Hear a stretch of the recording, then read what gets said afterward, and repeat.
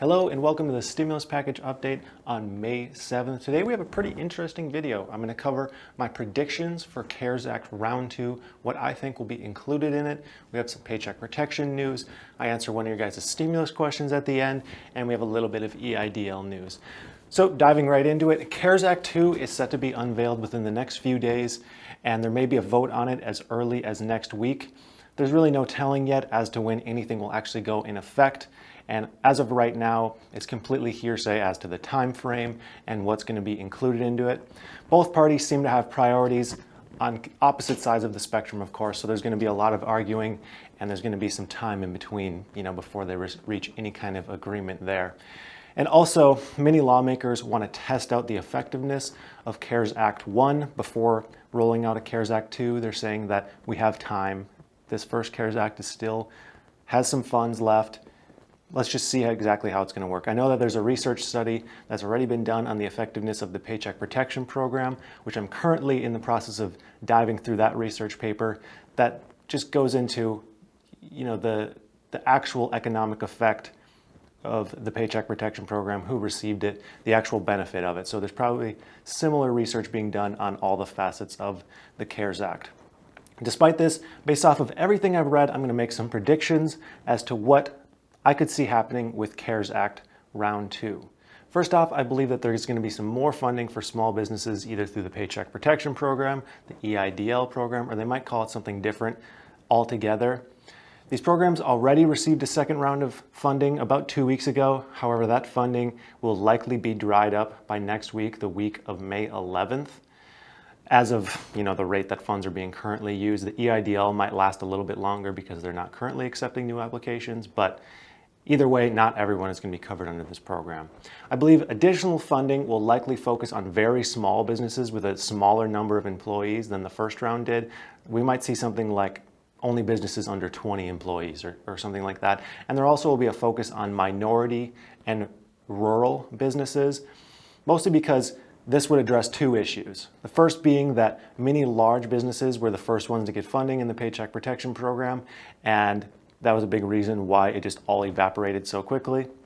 And number two, rural and minority groups, minority businesses didn't have as much access to funding and basically were left in the dust in the first round of funding. I know there's some more effort in the second round of funding to make sure that they're covered.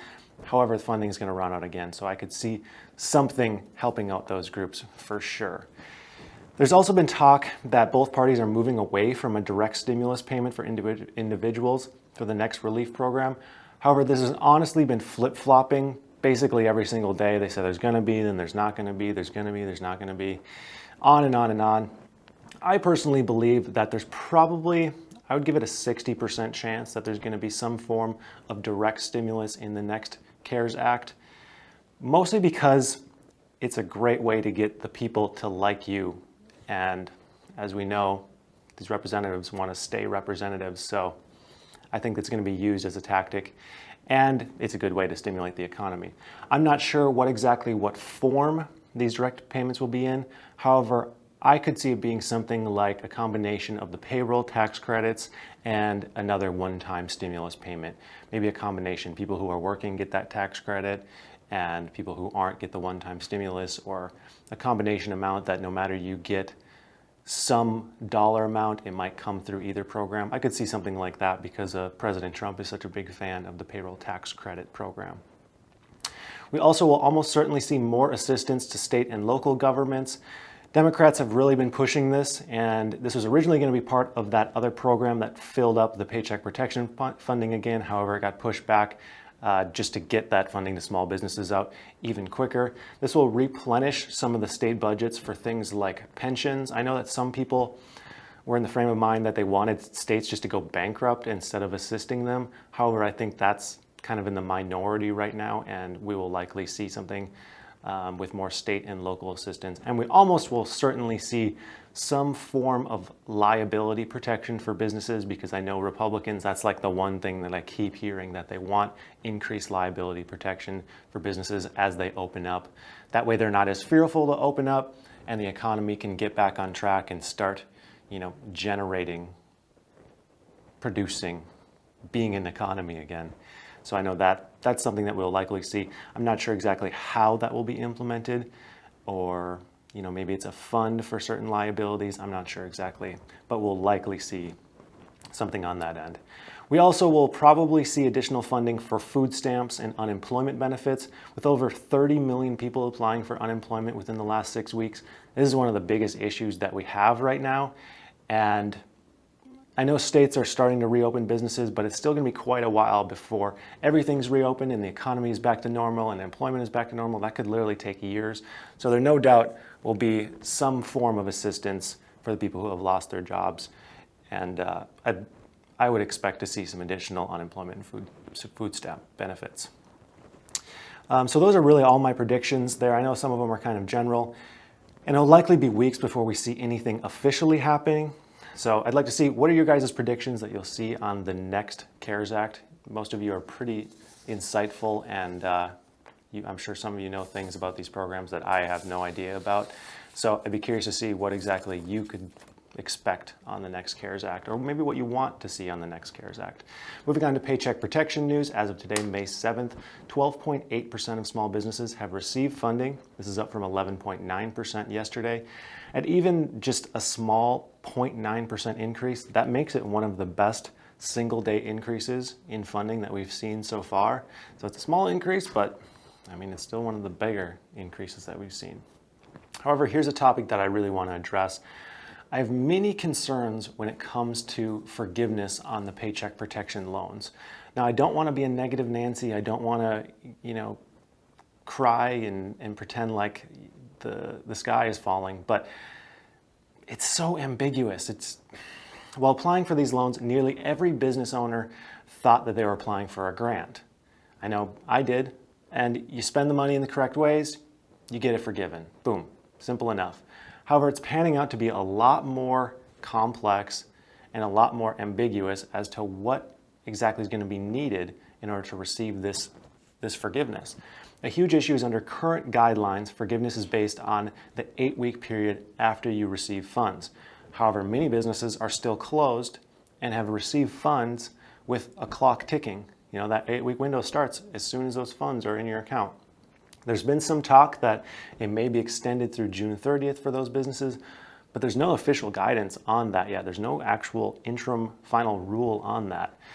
The program has a stipulation that in order to be completely forgiven, it has to be spent 75% on payroll, and the rest can go, to other business expenses like rent and mortgage payments. However, as of right now, the Treasury has no intention of changing that rule because the program was for payroll costs. I mean, that's why they named it the Paycheck Protection Program. But it's not really working that way because many workers are choosing to stay on unemployment and wait out COVID before going back to work. That leaves employers who had received the Paycheck Protection funding with this money in their account, with the loan just basically going tick-tock, tick-tock. And these funds, they have 8 weeks to spend, but it's not really going to payroll. They can only spend 25% on their more fixed costs. And it's going to be a huge problem for a lot of people. On top of all of this, no one really knows what's going to be required for forgiveness on the Paycheck Protection Program. We all sign loan documents and are having loans processed without even knowing what's going to be needed for forgiveness. And on every loan document that I've seen so far, it says it's subject to changes in SBA's guidelines. I don't like any agreement where the other party can change guidelines after it's signed. I've talked to my banker, I've talked to several CPAs, and none of them know to the extent of what's going to be required for forgiveness. My personal CPA even said that he personally is going to wait to spend both his EIDL advance and his Paycheck Protection funds until there's more clear guidance because he's so concerned about it. Now, I don't mean to scare anyone with this. I feel it's my job to point these things out so that way people aren't just spending this stuff willy-nilly. Just be careful. I recommend obviously spend it if you need to spend it on certain things, but be really particular about what it's spent on, make sure it's spent on the right things, and then just keep records. Try and keep records. because that's really all we can do at this point until more guidance comes out. Moving on to EIDL news. As of today, according to COVIDLoanTracker.com, 14.5% of small businesses have received funding through this program. This is up from 14.1% yesterday. We don't have a whole lot of news with the EIDL program. The portal is still closed except for agricultural businesses. I know that some businesses have gone through that even though they're not agricultural. There's no guidance as to what happens in that situation. They haven't officially said anyone can apply again. So moving on to one of your guys' stimulus questions, H2O asks, is the EIDL grant going to be taxed? Well, there hasn't been official guidance on this like there was for the Paycheck Protection Program. However, I believe that the IRS is probably going to push for a similar outcome to the Paycheck Protection Program, which means the items that it is spent on will not be tax deductible. So for example, if you got a $1,000 grant, you spent it on something that's normally tax deductible, like payroll, and then your business profits, you're going to have to pay taxes on that $1,000 that was spent on an expense. Either way. This is currently the case for the Paycheck Protection Program. However, Congress is currently fighting this, so we might see the decision reversed. However, either way, I would plan to have taxes on the profit of this, and then if Congress is successful in pushing back, then you can just be pleasantly surprised that there wasn't any taxes on that profit. Now lastly, I just want to do a little side note before I finish up. Watching these videos and educating yourself on these topics are great, but I see many of you in the comments calling for change on particular things, or you feel, one way or the other.